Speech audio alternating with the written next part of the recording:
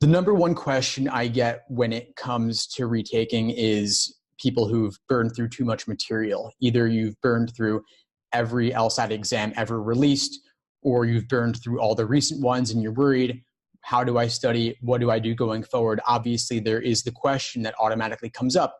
How do I evaluate myself? Maybe you've done everything in the exams numbered in the 60s, the 70s, and 80s, the majority from the past 5 years or so. That's okay. You can redo them. The value in doing any exam, whether recent or not, is not simply to diagnose your problem areas. It's to better understand the questions themselves. So that's my number one biggest piece of advice. Even if you've done every single exam, no reason to go to outside resources, stick with the actual LSAT content and still value the more recent stuff.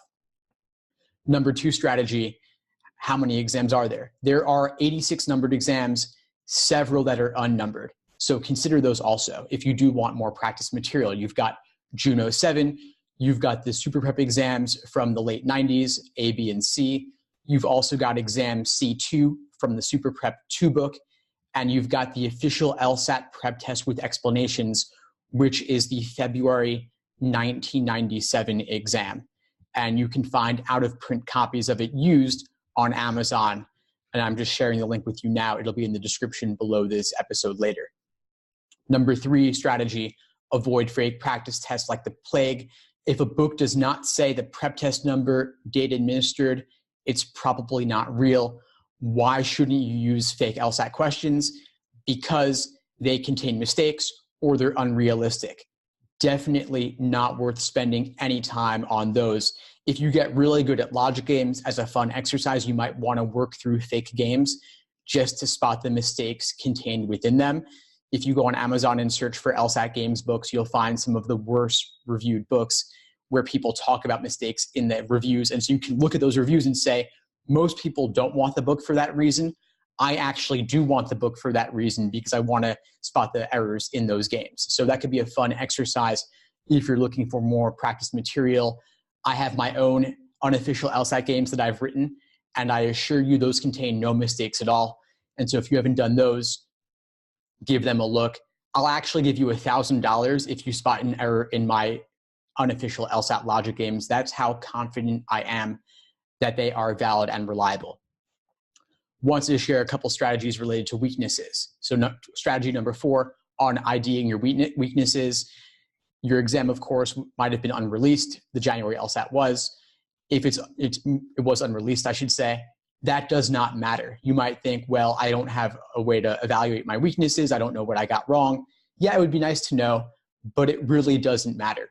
You're better off just looking at the most recent 3 to 5 exams that you've taken. Those will give you the best indication of where you stand, and those will also give you a good sense of how you perform under pressure, what things you might get wrong, what things you might have difficulty with.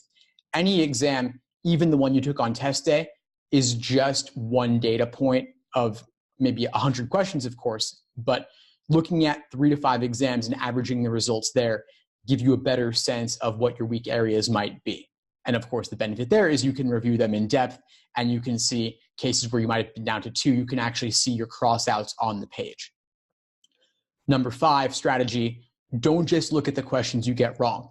Also look at anything you have difficulty with, anything where you were down to 2 and you guessed, those are worth evaluating too, because it could have just as easily have gone the other way. So evaluate everything you have difficulty with and everything you get wrong, all of them together. Number 6, when you're reviewing, diagnose where the problem is. Was it with the stimulus, if it's logical reasoning? Was it with the question stem? Or was it with the answer choices?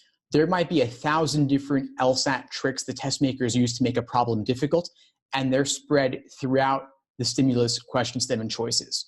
One of the things they love to do is include a sufficient assumption in a necessary assumption question so you confidently pick that and move on, when of course you would have been better off going through all 5 choices. And so that kind of careless mistake, of course, it really does have a major impact. And so for that reason, you want to see during your review process which of the 1,000 tricks the test makers use are you uniquely prone to. Which brings me to number 7, going into the review process in more depth, analyzing when it comes to answer choices, what was tempting about the wrong answer choice that made you pick it, and what ultimately makes it wrong, and what was discouraging about the right answer that pushed you away from it, and what ultimately made it correct. You want to do that again and again and again. The review process should take just as long, if not longer, than actually completing the problems in the first place.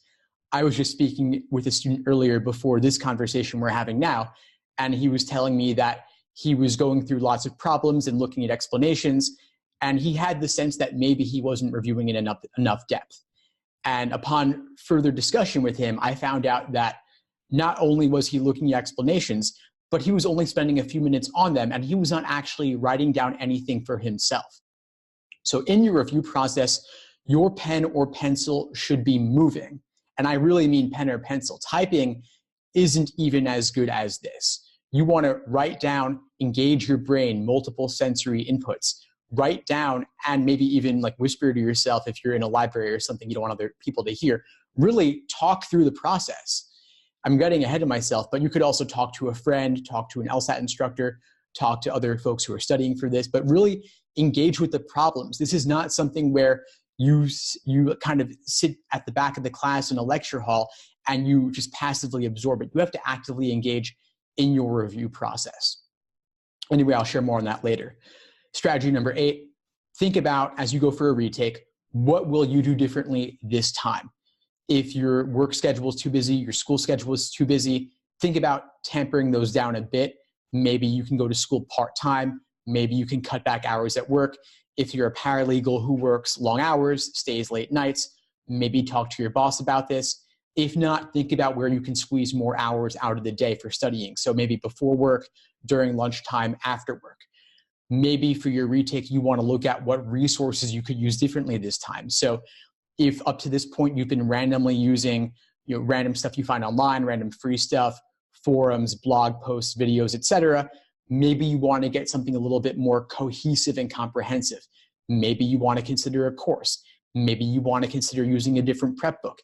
If in the past you were not using actual LSAT questions or using some random book you got from a friend, maybe you want to invest a bit more in buying the best LSAT prep book possible for yourself.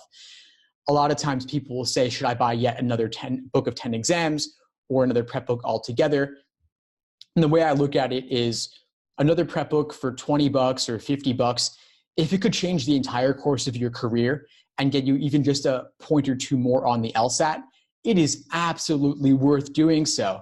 This is a drop in the bucket. The ROI on any investment you make in a resource is huge.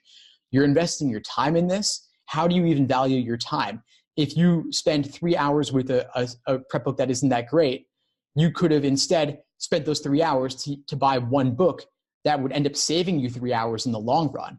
It's well worth it. So I will strongly encourage you, seek out additional resources. If there's something that you've been considering but haven't gotten it yet, invest yourself in that process. Back when I was studying for the LSAT, I got my hands on every LSAT exam ever released. And I got all the LSAT prep books I could find, both the good ones and the bad ones. And I started off with some of the bad ones, maybe a Barron's or something. And over time, I came to learn just how important it is to use the best resources possible, which of course do include actual LSAT questions. Let's see, number 9, study schedules. A lot of times people will just do exam after exam and measure the results, get happy or sad about those results, and then move on. It's worth starting off with the basics. Start properly, build the foundation first, then move on to timing and pacing and endurance. So any study plan, whether you're retaking or not, should involve 3 parts. You build the foundation, untimed, focus on accuracy. Then you bring it together with a full individual timed section, 35 minutes. Let's say you did games untimed by type, you learn the basics. Now you want to do a timed section of 4 games, an actual section, and then see how you did in the 35-minute mark and work from there. Then finally, phase 3, you do endurance, 5-section exams with just the break and have that be it. Now, number 10 strategy, let's say you've already learned the basics since you are retaking. You want to focus on identifying your weak areas as we discussed, focus on those, and mix in a timed exam or 2 per week along the way. Don't overly stress about the specifics. People will say, should I do a timed section? Should I do questions by type? Should I do timed exams? Should I read foundational material? It's all good. It's all good. It's all useful. Not one is not better than the other. I'd say there's a place for all of that. So if you have a weak area, maybe a certain question type or a certain section, let's say it's a certain question type. Let's say it's flaw questions or strengthen questions. You could do a bunch of those by type. I have categorizations on my website, so you drill those. If you feel that your foundation is lacking in one of those types, then you read some foundational materials on that first, maybe an article on my site or a chapter in a prep book.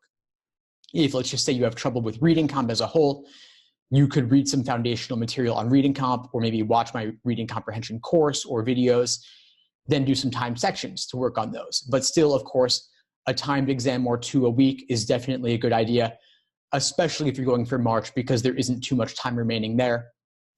Speaking of which, number 11 strategy, if you have 1 month till March, if you've got the time, go for that. You've got, I think, about 6 weeks or so. It's possible. It's possible to improve a few points between now and March 30th. So if you've got the time in your schedule to study for it, go for that. Otherwise, you've got about 3.5 months until June. And I would suggest try to be done by June if you can, because that's the last exam that's paper and pencil for everyone. The digital LSAT starts in July, and of course, things are going to change, which brings me to number 12 strategy, talking about the digital LSAT, what to be aware of, what to avoid. The July exam is the first exam that's going to be digital. Half of test takers will get the digital exam on the tablet, half will get paper and pencil, and LSAT chooses for you. They assign it, and you don't get any advance notice.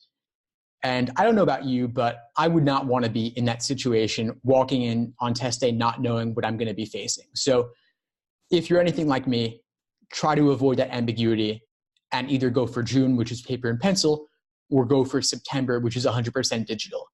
And to be honest, I don't love the digital format as it currently exists. It's somewhat restrictive in a lot of ways. It's on a tablet, but you can't draw freehand on the tablet. You can't write on the tablet the way that you're writing on your LSAT problems. You will get scrap paper, but of course, it's not the same thing going back and forth between them. So let's say you can't do it by June, you got to do it in July or September, and you're getting digital. Of course, you'll make the best of it. But I think it's better avoided if possible. And right now, we're in February. You've got enough time to prep for June. 3.5 months is even a good amount or decent amount if you're starting from scratch. And of course, if you're retaking, that's not your position. You presumably have some familiarity with the exam. And so for that reason, I think if you can, go for March or June. I wanted to talk a bit about taking your prep to the next level.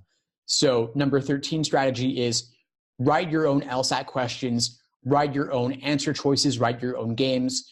One fun exercise could be, let's say for a logical reasoning question, write a tempting wrong answer choice, maybe even one that you'd be prone to making, one that you might fall for. Or you could write your own LSAT logic game from scratch, your own original game. I've actually had students do this, and it's been a great educational exercise for them. And I actually had my own experience writing games where I learned a lot in the process as well. And that's why my games are actually tougher in a lot of ways than actual LSAT games, because I tried to include all the tricks in them, not just a few. And I'm including a link in the chat here and in the description below this episode to those games if you want to check them out.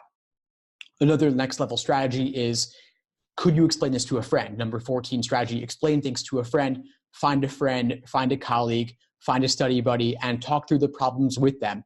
It's really a valuable exercise to force yourself to articulate that. But if your friends are sick of hearing about the LSAT and they're not interested, I get that. I have a hard time finding people who want to hear me talk about the LSAT in my personal life, which is part of why I do what I do with my site and podcast and YouTube and all that.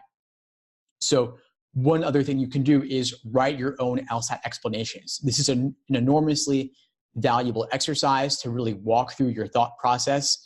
And I have a video where I actually feature a student-written explanation. And it's not the most perfect explanation in the world, but he found it to be a really valuable exercise to really articulate it for himself. And so I've sent a link to a video here in the chat. I'll include it in the description for this episode, where I actually walk through what the explanation looked like. And so those are 15 strategies for an LSAT retake. And I did it in just about 15 minutes. So I'm pretty proud of myself